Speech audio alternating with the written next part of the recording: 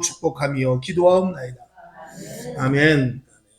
자, 나눠드린 거 다 받으셨을 줄로 믿고, 지난주에는 그 이스라엘 백성들 중에서 12정탐꾼이 10명과 2명으로 갈리면서 그 정탐한 사건을 몇 단락으로 나누어서 말씀을 드렸습니다.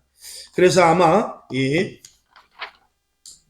13번째까지 이방 족속들의 요단강을 건너서 이스라엘 건넌 이스라엘 백성들의 반응, 뭐 이런 것들에 대해서 말씀을 했죠. 그래서 그들이 요단을 건넜을 때, 간담이 녹았다고 그랬어요. 그리고 14번째 보니까 가나안 땅을 입성했는데, 여호수아 5장 10절을 보게 되면 이스라엘 자손들이 길갈에 진쳤고, 그달 14일에 저녁에는 여리고 평지에서 유월절을 지켰다 그랬어요. 그리고 유월절 이튿날에 그 땅 소산을 먹되 그날에 무교병과 볶은 곡식을 먹었더니 그 땅 소산을 먹은 다음 날에 만나가 그쳐버린 사건이 일어나면서 가나안 땅에 들어가면서 만나와는 이제 거리가 먼 그런 일들이 이루어지게 됩니다. 어쨌든지 간에 오늘도 다뤄볼 말씀을 다른 건 아닙니다. 오늘도 다뤄볼 말씀은 저와 여러분이 10명과 2명 중에 싸움, 지난 시간에 말씀을 드렸습니다만 과연 내가 어느 쪽에 속해 있느냐, 또 어느 쪽으로 속해야 될 것이냐, 그것에 대해서 오늘 말씀, 성경에 있는 말씀 몇 사람의 예를 들면서 보도록 할 것입니다. 새벽에 말씀드린 재미있는 말씀이 있어서 한번 좀 말씀을 열고 들어갑니다. 어쩌녁에 새벽에 오신 분은 들었겠죠. 어쩌녁에 내가 빵을 하나 먹으면서 그 빵을 먹기까지의 수고, 빵을 먹기까지의 그 빵이 처음에 이제 누가 밀을 심었을 거 아니겠습니까? 밀을 심고 밀을 거두고 그것이 이제 뭐 저 우크라이나 유럽에서 왔든지 미국에서 왔든지 어느 곳에서 왔겠죠. 그것이 심어지고 수확될 때 그것이 내 입으로 들어오기까지 많은 수고가 있었죠.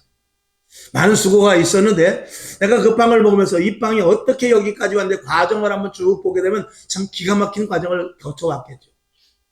그런데 그 농부가 밀을 심을 때 그 밀이 또 싹이 나서 그리고 탈곡을 할 때 저 밀은 고광욱 목사에게 갈 것이다. 하나님은 아셨을 거예요. 하나님은 그걸 아셨을 거예요. 그리고 결국 급기야는 그 밀이 껍질이 까지고 가루가 되어서 공장에 가서 원료로 빵이 만들어져서 제 입까지 들어오죠.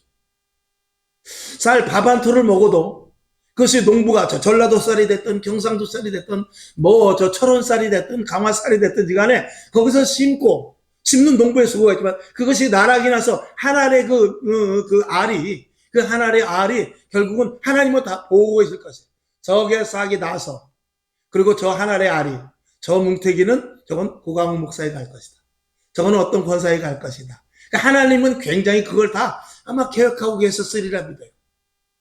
하나님께서 그것이 자라나는 것을 보면서 하나님이 재밌지 않았을까? 하나님이 재밌을 것 같아요. 저거는 누구에게 갈 거, 저건 누구에게 갈 거, 저 나라가 누구에게 갈 거, 저거는 김장로에게 갈 거, 저건 박권사에게 갈 거, 저거는 어떤 목사에게 갈 거. 그걸 하나님이 가만히 그걸 본다면 아마 굉장히 하나님이 참 재미있을 것 같아요. 하나님의 예정 속에서 이루어지는 일들을 보면서 하나님의 계획 속에서. 그러니까 우리가 밥을 한 그릇 먹고 정말 거기는 쌀 한 톨이라도 우리가 어떻게 해야 되죠? 아껴야 됩니다. 버리면 안 돼요. 그 쌀이 길을 쓰고 나한테까지 왔는데 길을 쓰고 심어진 자리에서부터 탈곡을 해가지고 나한테 왔는데 저 전라도에서 왔든지 강원도에서 왔는데 내가 그걸 먹으려고 하다가 밥 한 톨까지 먹지 않고 만약에 버린다 그러면 그 밥알이 서운하지 않겠어요? 제가 그런 엉뚱한 생각을 해봤어요. 어저께 빵을 하나 먹으면서 윤선이가 가진 빵을 하나 먹으면서 이 빵이 오기까지 얼마나 많은 사람들의 수고가 있었을까.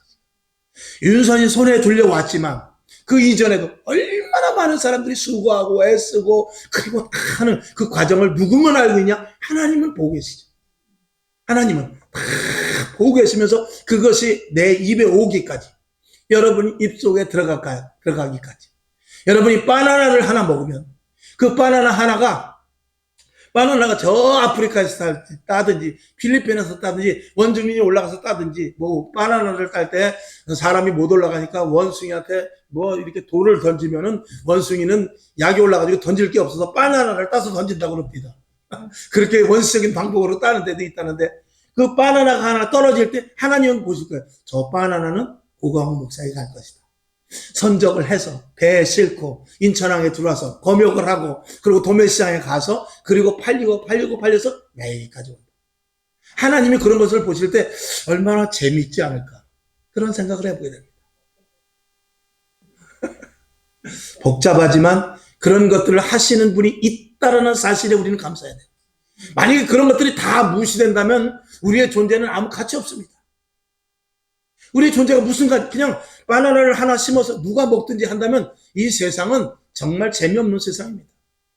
그렇게 되면은 만약에 하나님이 임의로 놔둔다면 그거는 강한 자만 먹게 될 것입니다.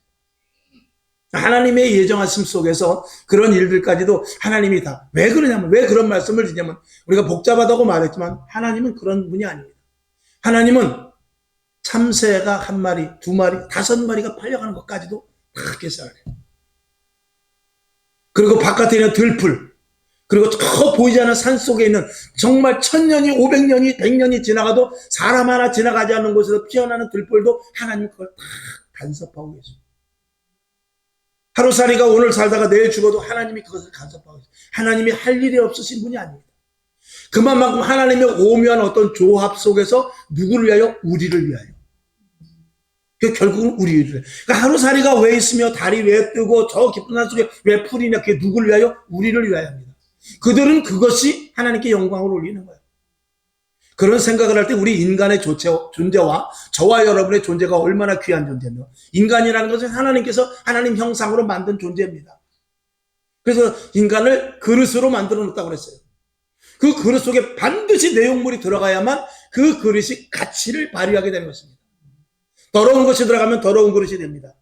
주전자를 하나 만들어서 거기다 막걸리를 담으면은 그건 막걸리 그릇이 되는 거예요. 그러나 이 컵이 호강하는 것은 이게 교회에 와서 성물이 됐기 때문에 이 컵이 호강하는 거예요. 단순한 머그컵이 아니라 여기에 담임 목사가 고강호 목사라는 사람이 먹을 수 있는 이 물이 여기 담겨있는 이 그릇은 축복의 그릇이죠. 여러분도 마찬가지입니다. 하나님이 만들어 놓았을 때 여러분을 만든 용도가 다 있어요.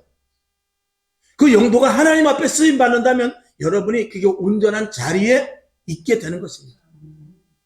우리의 가치는 굉장한 가치고 세상 사람들도 하나님이 귀한 가치로 보는데 하나님 안으로 들어와서 우리 안에 예수를 담고 있다. 이게 최상의 가치인 것이죠.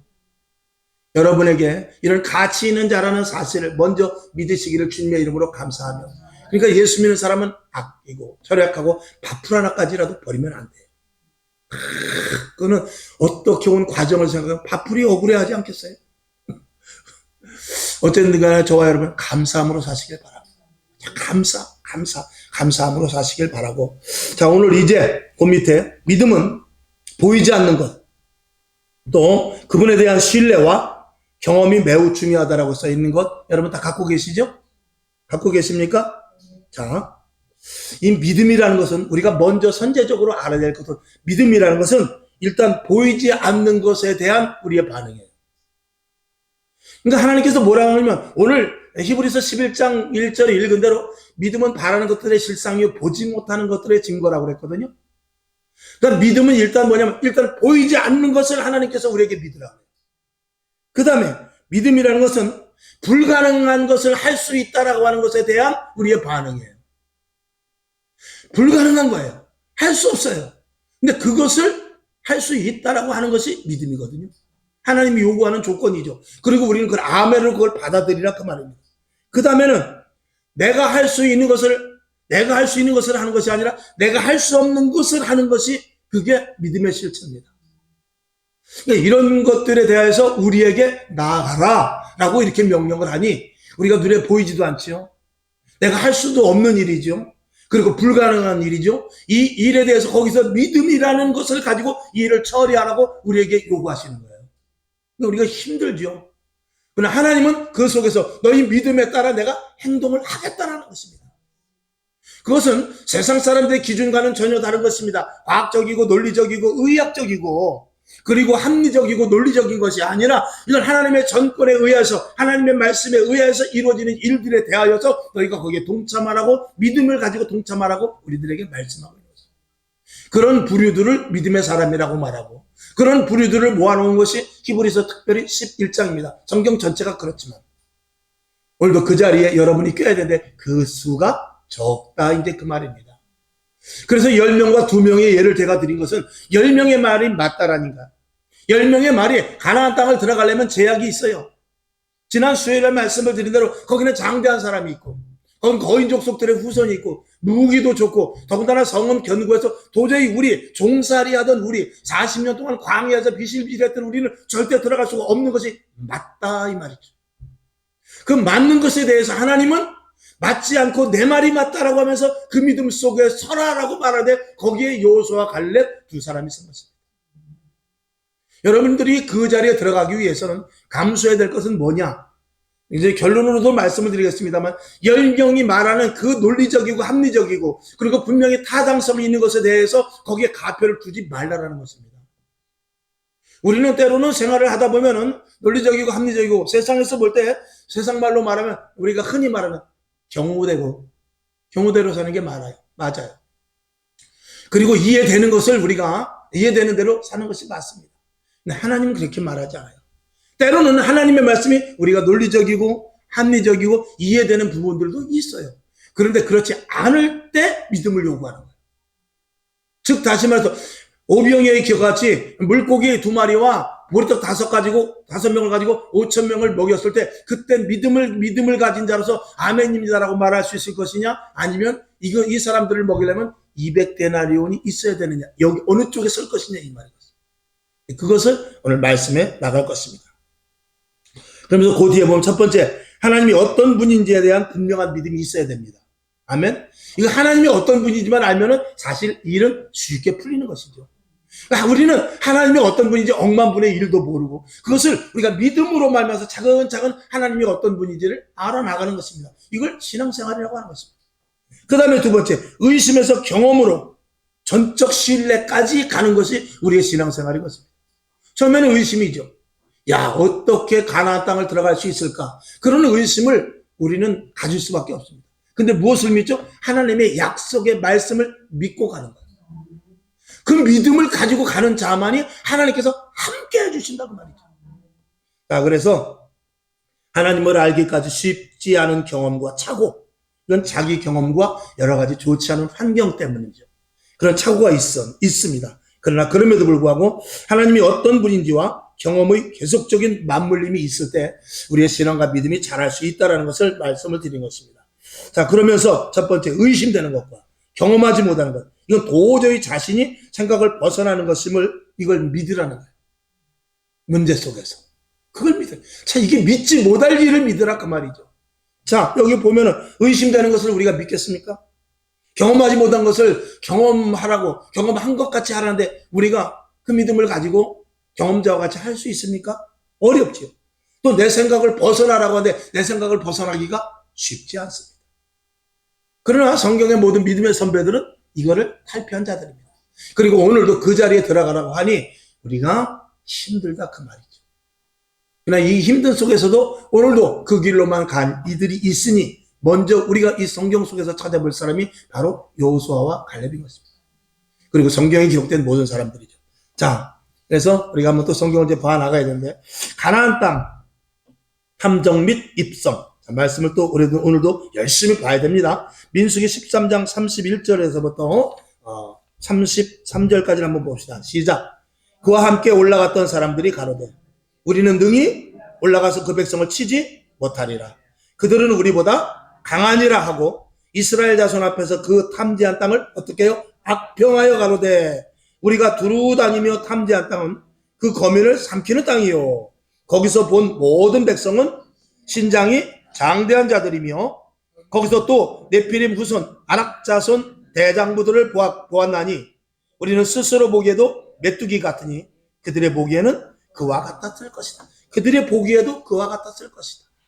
자, 그 다음에 민수기 14장 6절부터 9절까지를 봅시다. 시작. 그 땅을 탐지한 자 중 눈의 아들 여호수아 여분네의 아들 갈렙이 그곳을 찢고 이스라엘 자손의 온 회중에 일러 가로되 우리가 두루 다니며 탐지한 땅은 심히 아름다운 땅이라. 여호와께서 우리를 기뻐하시면 우리를 그 땅으로 인도하여 들이시고 그 땅을 우리에게 주시리라. 이는 과연 젖과 꿀이 흐르는 땅이니라. 오직 여호와를 거역하지 말라. 또 그 땅 백성을 두려워하지 말라. 그들은 우리의 밥이라. 그들의 보호자는 그들에게서 떠났고 여호와는 우리와 함께 하시느니라. 그들을 두려워 말라 하니. 자, 여기서 두 가지로 딱 완전히 구별이 돼버리죠. 저와 여러분, 오늘 이제 계속 묻게 됩니다. 저와 여러분은 어느 편에 서겠습니까? 저 같으면은 일반적으로 생각한다면 천상 10명의 정탐꾼이 말한 대로 쓸 수밖에 없습니다. 왜냐하면 어떻게 그 땅을 갈 수가 있습니까? 갈 수 없습니다. 그러나 하나님의 요구는 무엇입니까? 여호수아와 갈렙이 이야기한 그 편에 서라는 것입니다. 이게 우리가 아멘 하지만 쉬운 일은 절대로 아닙니다. 그러나 하나님은 오늘도 요구하고 있어요. 너희가 10명 편에 설래? 아니면 이 여호수아와 갈렙 편에 설래? 이걸 오늘도 계속 물어보겠습니다. 근데 오늘 이 성경의 키 포인트가 뭐냐면은 9절에 있는 대로 오직 여호와를 거역하지 말라. 그 땅의 백성을 두려워하지 말라. 이것이고 그들은 우리의 밥이라. 그들의 보호자는 어떻게 해요? 그들에게서 떠나갔다라는 것입니다. 이 믿음이 있어야 돼요. 하나님은 지금 어느 편에 서 있냐? 저들의 편에 서 있는 것이 아니고 이쪽 우리의 편에, 약속의 편에 서 있다 이 말이에요. 이것이 키포인트입니다. 여러분들에게 이런 문제가 생겼을 때 반드시 여호수아와 갈렙 쪽에 서 있을 수 있기를 주님의 이름으로 축원합니다. 자, 그러면서 이제 보이는 것과의 싸움, 보이지 않는 것과의 싸움입니다. 보이는 것, 장대한 자들, 네피림, 거인 족속의 후손, 그 다음에 정복 불가의 땅, 그 다음에 보이지 않는 것은 우리와 함께 하시는 하나님, 그리고 하나님의 약속, 또 그런 등등의 것인데 보이지 않는 것으로 위축되지 말고 어떤 이면에서 역사하시는 하나님의 의도를 믿고 나가야 된다라고 말씀을 올렸습니다. 자, 그러면서 이 아브라함에 대하여서 한번 우리가 생각을 해보기로 합니다. 자, 아브라함에 대해서 그 아버지를 이미 하나님께서 이미 아브라함의 아버지 그 데라를 통해서 그 하나님 땅을 갈대아 우르를 떠나라고 말씀을 하셨어요. 어디까지 가냐? 가나안 땅까지 가라. 그리고 아브라함의 아버지에게 이야기를 했습니다. 했는데 아버지가 가만히 가다 보니까 하란이라는 땅이 너무 좋거든. 야, 가나안 땅까지 갈 것이 무엇이냐 하고 거기서 있는데 하나님께서 그를 아비를 죽이시고 거기서 다시 하나님께서 아브라함을 통해서 너는 여기 있을 곳이 아니야. 너는 가나안 땅으로 가야 돼. 그래서 아브라함이 믿음으로 거기가 살기 좋았어요. 근데 많은 것들을 바리바리 싸가지고 그 가나안 척박한 땅으로 가게 됩니다. 아니, 알지도 모르는 땅으로 가게 되는 것입니다. 성경을 한번 봅시다. 창세기 11장 31절 시작. 데라가 그 아들 아브람과 하란의 아들 그 손자 롯과 그 자부 아브라함의 아내 사레를 데리고 갈대아 우르에서 떠나 가나안 땅으로 가고자 하더니 하란에 이르러 거기에 거하였으며 데라는 250세를 향수하고 하란에서 죽었더라. 아멘. 방금 드린 말씀인 것입니다. 이 아브라함의 아버지 데라는 보이는 것, 하란 땅, 보이는 곳에서 그는 있었습니다. 그러나 보이지 않는 가나안 땅을 그는 믿지 못했다 그 말입니다. 그것을 말씀드린 것입니다. 자, 이제 아브라함이 가나안 땅으로 입성합니다. 창세기 12장 1절 5절 시작. 여호와께서 아브라함에게 이르시되 너는 너의 본토 친척 아비 집을 떠나 내가 내게 지시할 땅으로 가라. 5절 아브라함이 그 아내 사레와 조카 롯을 하란에서 모은 모든 소유와 얻은 사람들을 이끌고 가나안 땅으로 가려고 떠나서 마침내 가나안 땅에 들어갔더라. 아멘. 여기 보니까 5절을 보게 되니까 하란에서 모은 모든 소유가 있었다는 것은 이 아버지 데라가 그 땅에서 있을만한 자리에 있을만했기에 있어서 또 그 땅에서 모은 재물입니다. 짭짤하게 재물이 모아지니까 가나안 땅을 갈 이유가 데라에게 없어진 것입니다. 눈에 보이는 것에 안주함으로 말면서 보이지 않는 가나안 땅을 가지 않게 되는 것이죠. 근데 아브라함은 보이지 않는 당장 그 하란 땅이 굉장히 좋습니다. 그럼에도 불구하고 거기서 하나님이 떠나라니까 보이지 않는 땅으로 가게 되는 것이죠. 이렇게 보이는 것과 보이지 않는 것에 대한 싸움이 이 믿음의 싸움인 것입니다. 자, 세 번째로 가봅시다. 아브라함의 후손에 대하여서 자, 창세기 15장 2절 시작. 아브라함이 가로되 주 여호와여 무엇을 내게 주시려나이까? 나는 무자하오니 나의 상속자는 이 다메섹 엘리에셀이니이다. 16장 2절 시작. 사례가 아브라함에게 이르되 여호와께서 나의 생산을 허락지 아니하셨으니 원컨대 나의 여종과 동침하라. 내가 혹 그로 말미암아 자녀를 얻을까 하노라 하매 아브라함이 사례의 말을 들으니라. 아멘. 17장 7절. 아브라함이 엎드려 웃으며 심중에 이르되 100세 된 사람이 어찌 자식을 낳을까? 사라는 90세니 어찌 생산하리요 하고. 자, 이 아브라함도 가나안 땅에 왔지만 이런 일들이 있었습니다. 내 후손이 하나님께서는 자식을 준다고 했는데 뭐라고 했냐면 창세기 12장 1절대로 하늘의 별과 같이 바다의 모래와 같이 준다고 했는데 당장 현실은 자기의 부인이 경수가 끊어짐에도 불구하고 아이가 없어요.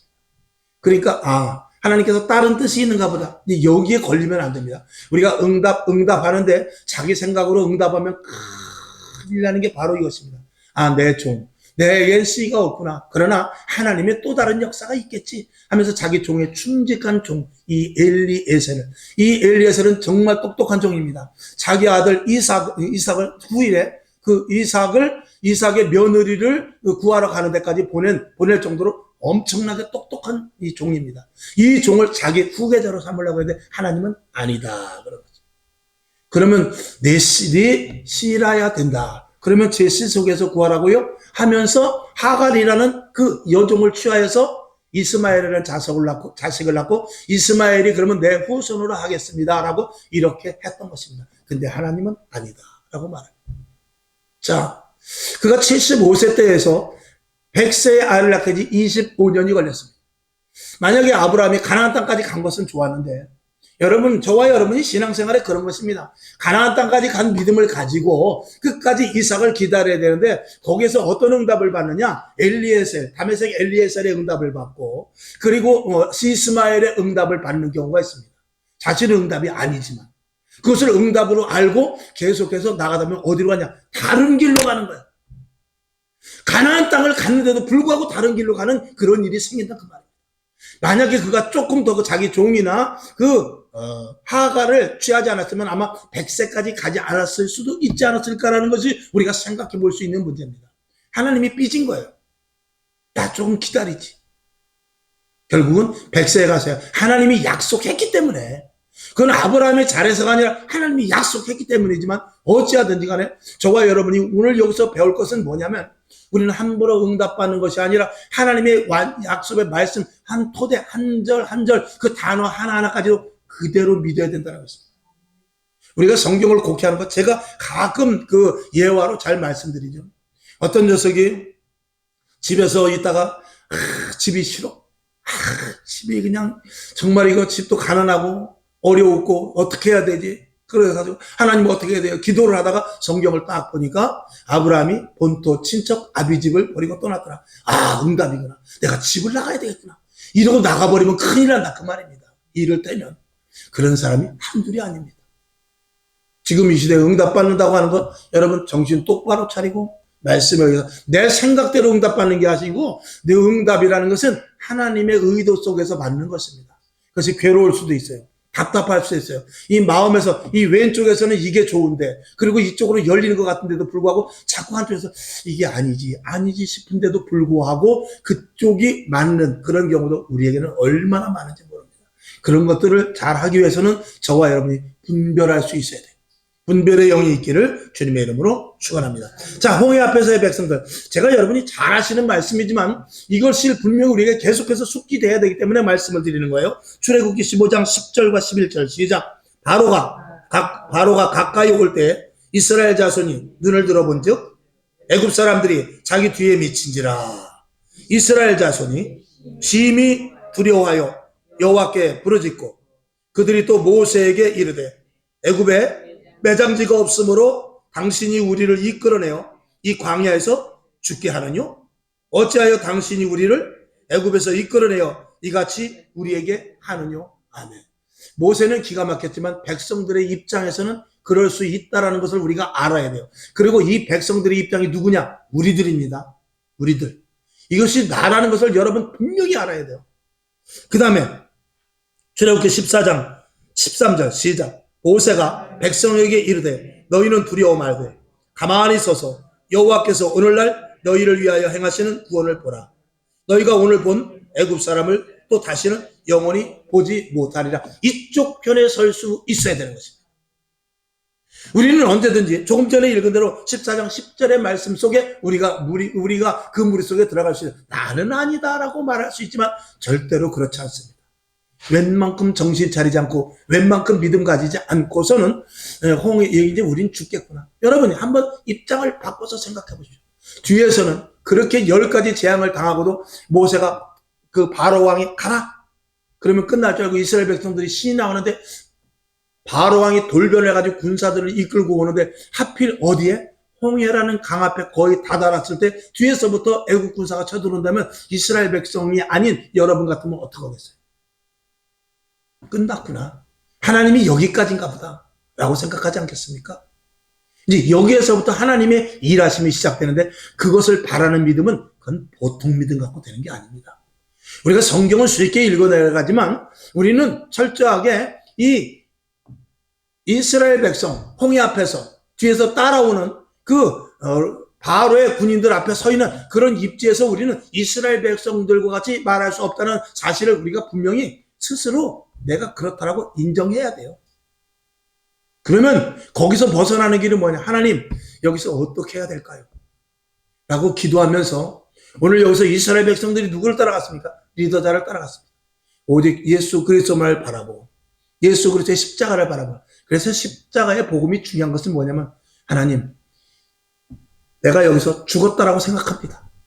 그러니까 죽는 자리에 갔을 때 하나님께서는 부활의 영을 주시는 것이죠. 부활의 소망을 주시는 것이죠. 자, 그래서 여러분 보이는 것은 이 홍해 앞에서 배를 만들어서 가는 것이 사실은 보이는 것입니다. 하나님께서 빨리 야 걱정하지 마, 앞에 배가 있어, 저 배 타고 가, 그러면 좋을 줄 알았는데 하나님은 그런 일을 하시지 않습니다. 이게 문제인 것입니다. 그러면 가라고 했으면 가겠습니다 했을 때 눈앞에 떡하니 갑자기 보이지 않던 배가 저쪽에서부터 둥실둥실 때려오면 얼마나 좋겠습니까? 믿음은 하나님의 일은 그렇지를 않아요. 하나님은 어떻게 하시느냐? 그냥 홍해를 갈라버리십니다. 이 일 속에 들어가기를 하나님은 바라는 것이죠. 이게 보통 믿음 가지고 되는 것은 아니라는 것이죠. 자, 그다음에 5번째, 광야에서 이스라엘 백성들 같은 말입니다. 출애굽기 16장 3절 시작. 그들에게 이르되 너희가 애굽 땅에서 고깃가마 곁에 앉았던 때와 떡을 배불리 먹던 때에 여호와의 손에 죽었다면 좋았을 것을 우리가 이 광야로 우리를 인도하여 내어 이 온 회중으로 줄여 죽게 하는도다. 보이는 것은 무엇이죠? 홍해였고 그 다음에 저 건너편에 애굽 땅 좋은 거 그것만 생각하고 그리고 광야의 척박한 그것만을 봅니다. 그러나 보이지 않는 것은 아무것도 없는 광야지만 그 속에서 역사하실 일을 기대하는 것이 사실은 보이지 않는 것이지만 그 속에서 믿음을 갖는 것이죠. 보이지 않는 광야에서 하나님이 일하십니다. 오아시스가 있는 곳에서 일하시지 않습니다. 오아시스가 있는 곳에서는 반석을 터뜨릴 필요가 없습니다. 하나님은 오아시스가 없는 곳에서 반석을 터뜨려 줍니다. 이스라엘 백성들은 홍해 건너편에 그쪽을 머릿속에 계속 두고 있습니다. 거기는 고깃가마가 있는데, 거기는 최소한 먹을 것이 있는데, 이 생각만 했던 것이죠. 그 생각을 고려해야만 가나안 땅을 가는 것입니다. 자, 좀 넘어가서 여섯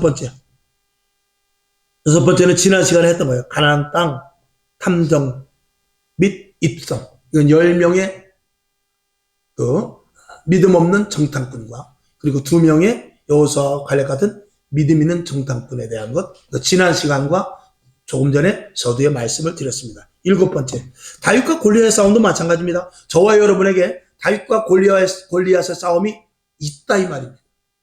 자, 사무엘상 17장 4절부터 7절까지 시작. 블레셋 사람의 진에서 싸움을 도두는 자가 왔는데 그 이름은 골리앗이요 가드 사람이라.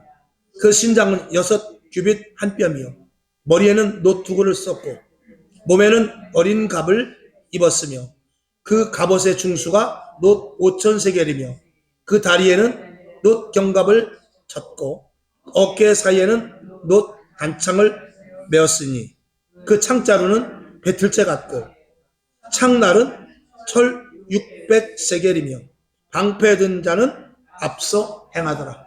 그러니까 이 이스라엘 백성들의 이 골리앗을 보는 눈은 어마어마합니다.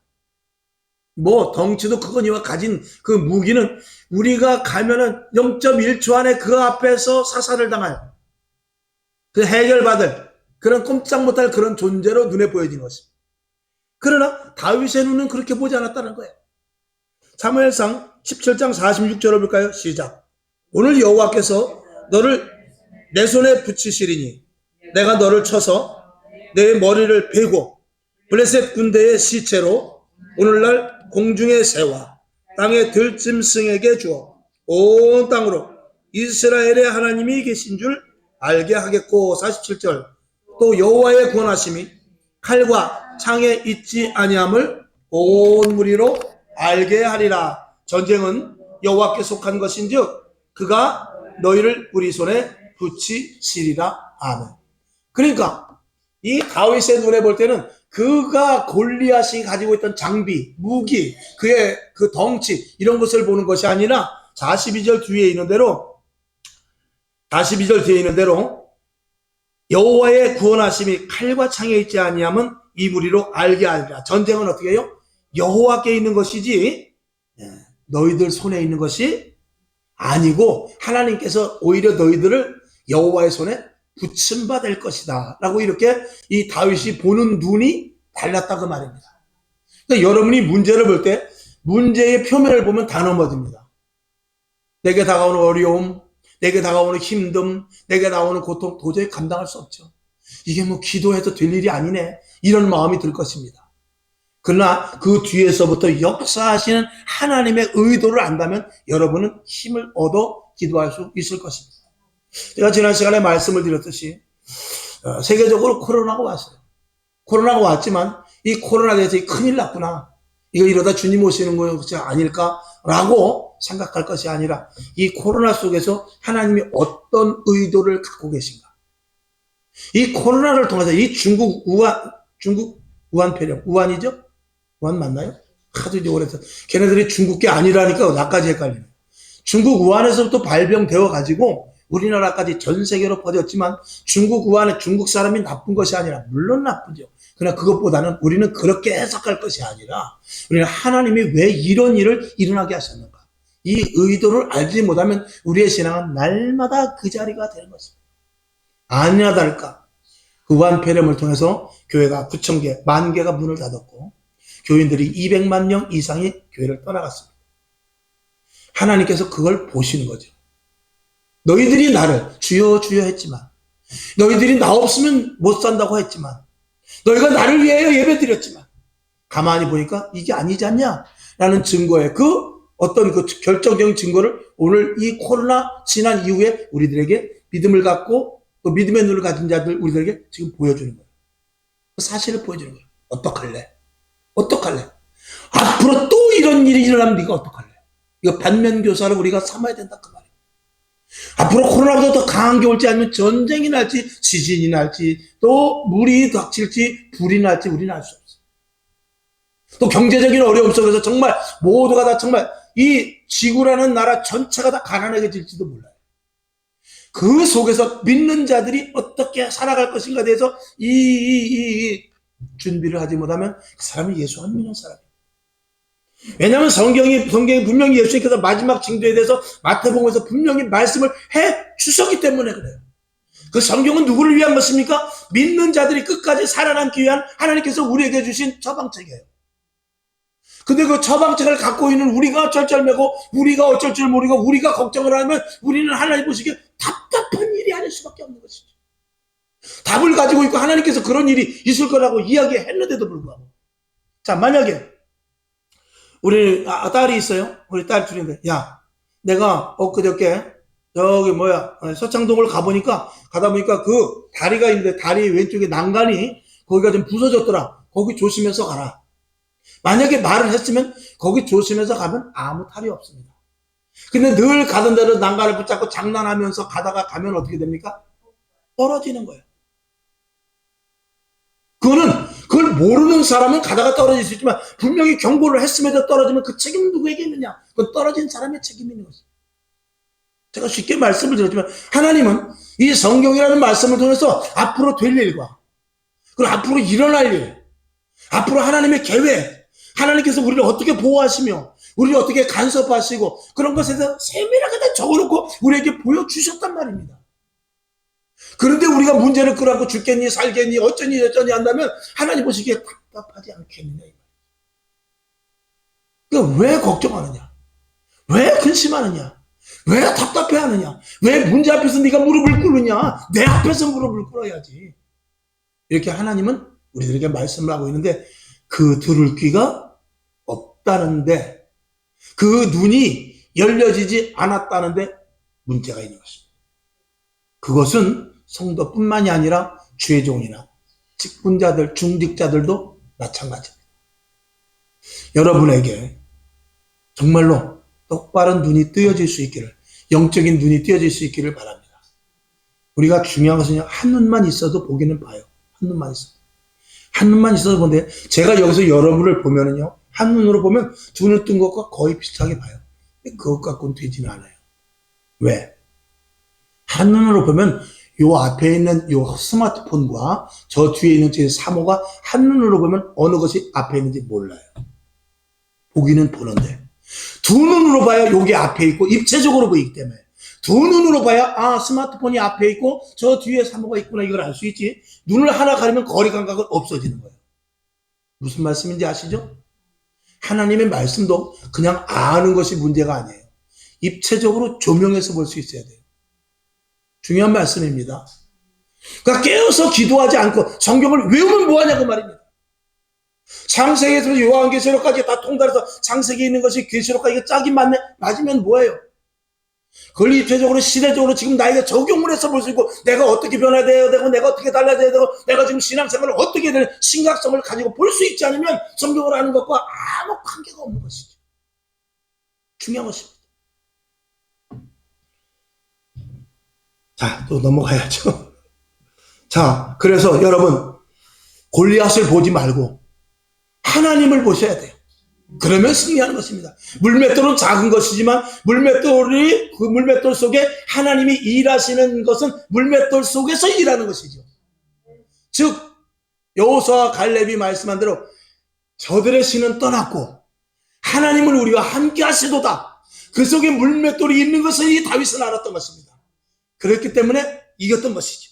자, 8번째 오병의 기적도 마찬가지입니다. 아까 잠깐 말씀을 드렸죠. 마가복음 6장 35절 38절까지 시작. 내가 저물어 가매 제자들이 예수께 나와 여짜오되 이곳은 빈 들이요 때도 저물어 가니 무리를 보내어 두루 촌과 마을로 가서 무엇을 사 먹게 하옵소서. 대답하여 가라사대 너희가 먹을 것을 주라 하시니 여짜오되 우리가 가서 200데나리온의 떡을 사다 먹이리까? 이르시되 너희에게 떡 몇 개가 있느냐 가서 보라 하시니 알아보고 가로되 떡 5개와 물고기 2마리가 있더이다. 저와 여러분 물고기 2마리와 떡 5개 쪽에 서 있을 것이냐 아니면 35절에 여기는 빈들입니다.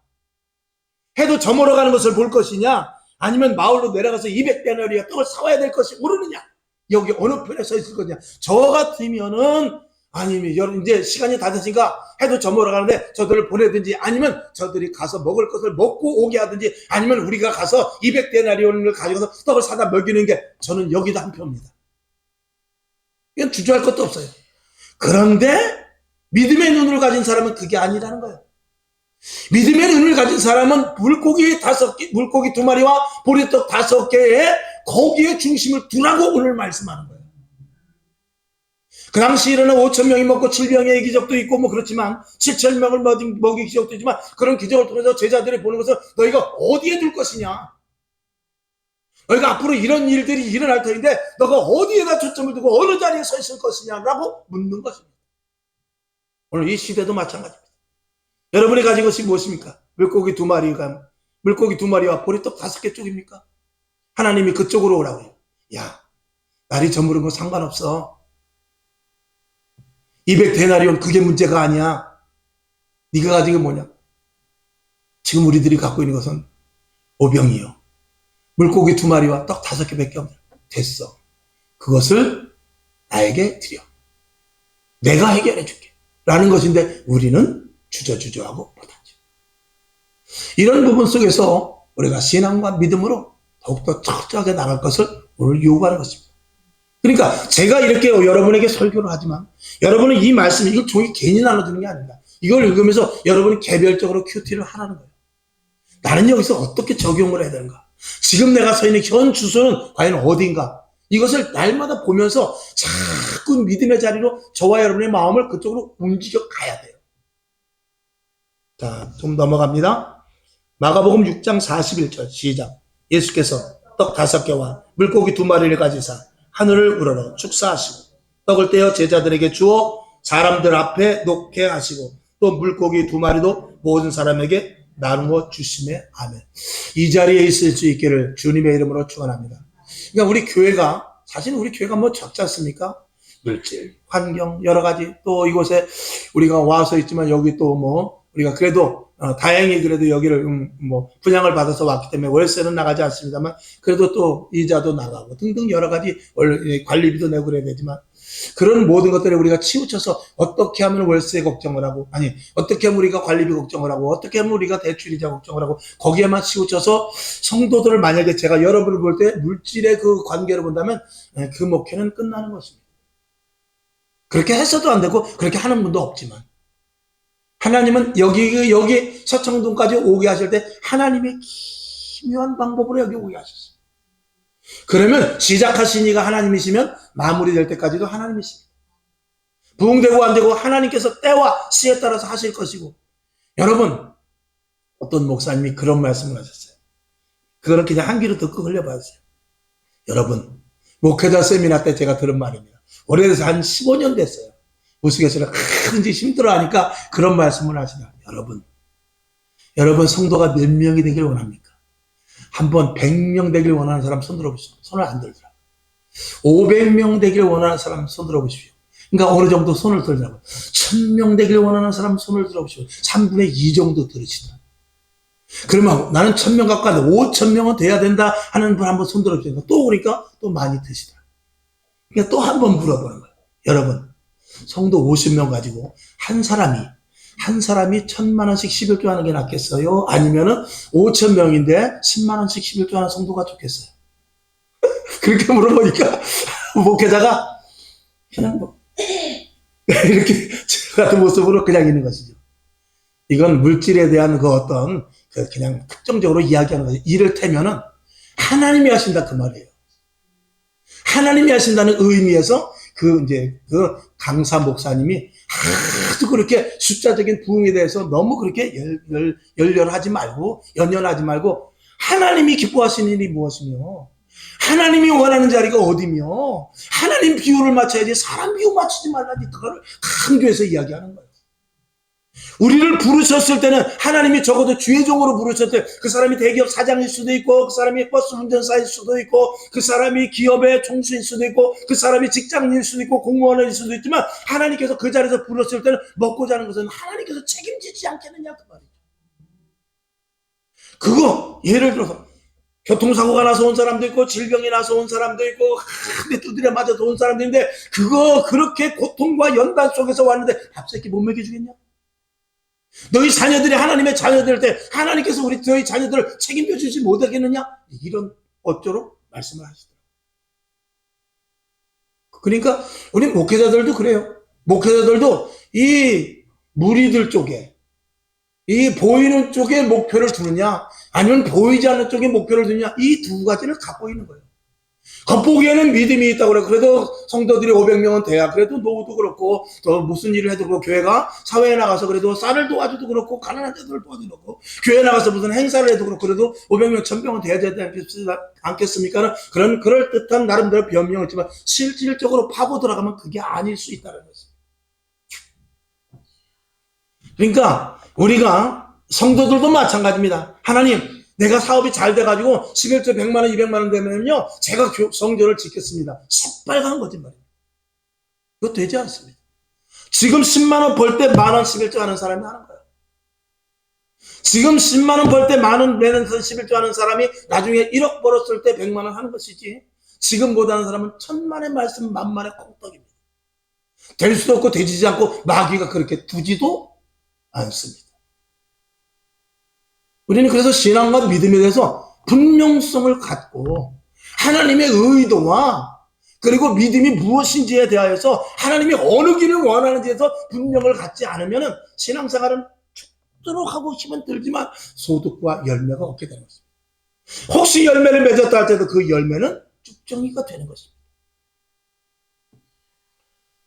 그래서 여러분, 이 제자들도 예수님께 그랬죠. 나가서 먹을 것을 먹고 오라고 하는 게 낫지요. 그게 맞지요. 아니면은 우리 그동안 모아놓은 돈 200데나리온인데 이거 가서 우리가 먹을 거 사다가 여기 나눠주면 좋지 않겠습니까? 예수님은 그걸 바란 것이 아니었던 것입니다.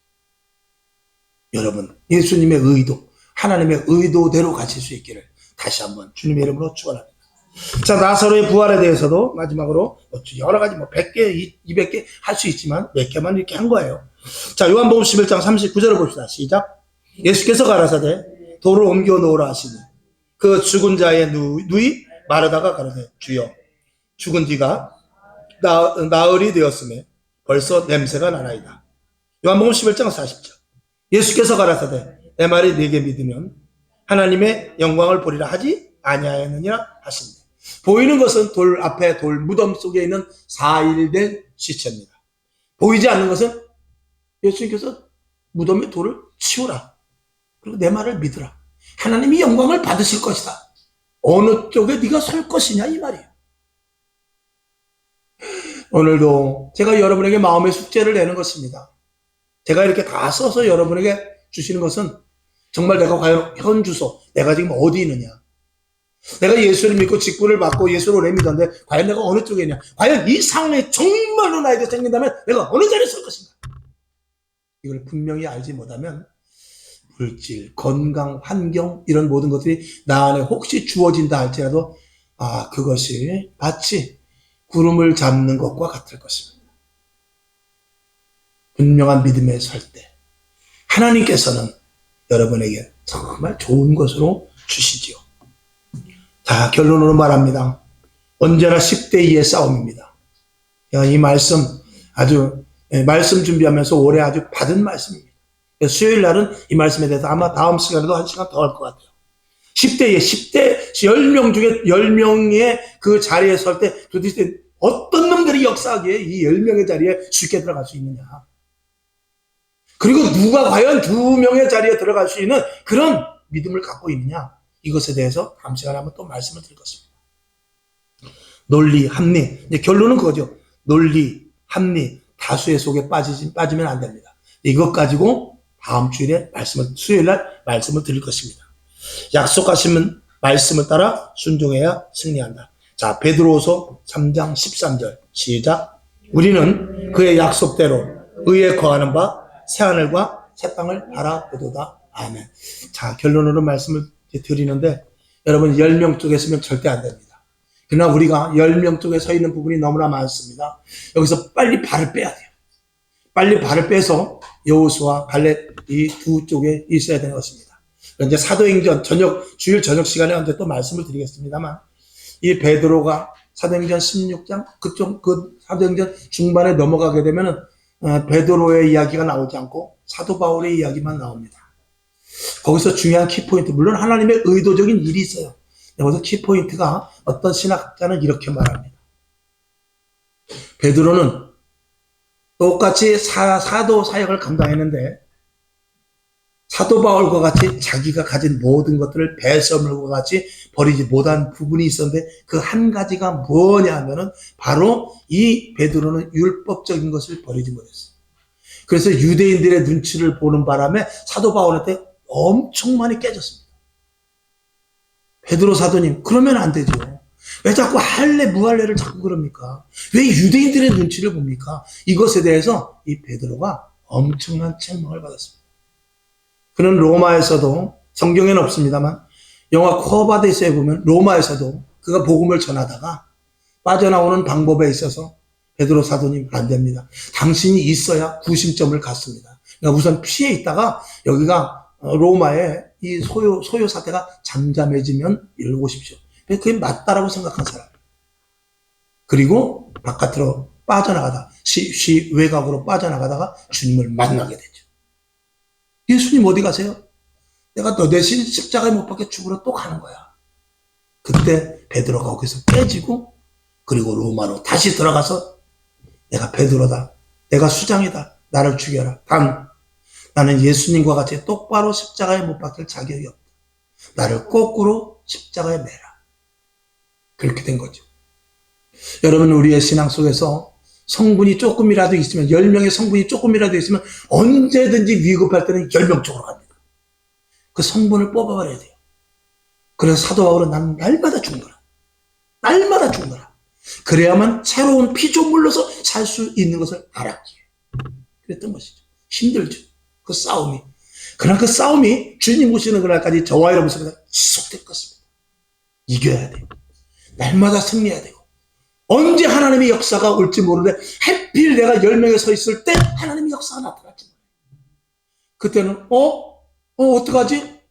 나 저 2명에 서 있다 지금 왔는데 마치 10명의 기름을 준비한 처녀 중에서 10명 중에서 기름을 준비하지 못하고 계속 기름을 잘 가지고 있다가 하필 떨어져 가지고 사러 갔을 때 주님이 오시는 바람에 만나지 못한 그런 일이 일어날 수도 있다.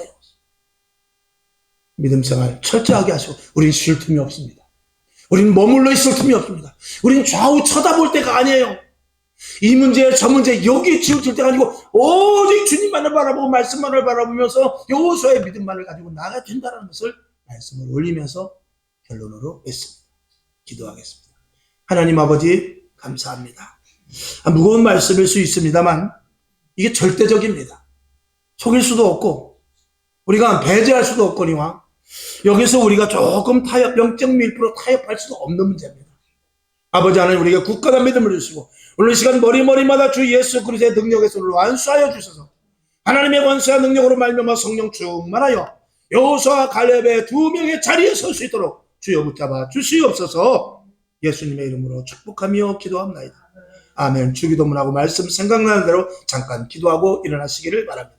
하늘에 계신 우리 아버지여 이름이 거룩히 여김을 받으시오며 나라의 임하옵시며 뜻이 하늘에서 이룬 것 같이 땅에서도 이루어지이다.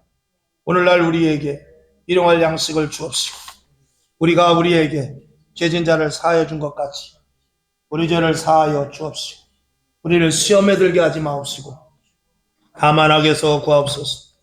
대개 나라와 권세와 영광이 아버지께 영원히 있사옵나이다. 아멘. 우리 하나님 감사합니다. 오늘도 하나님의 은혜 가운데 저희들을 도우시고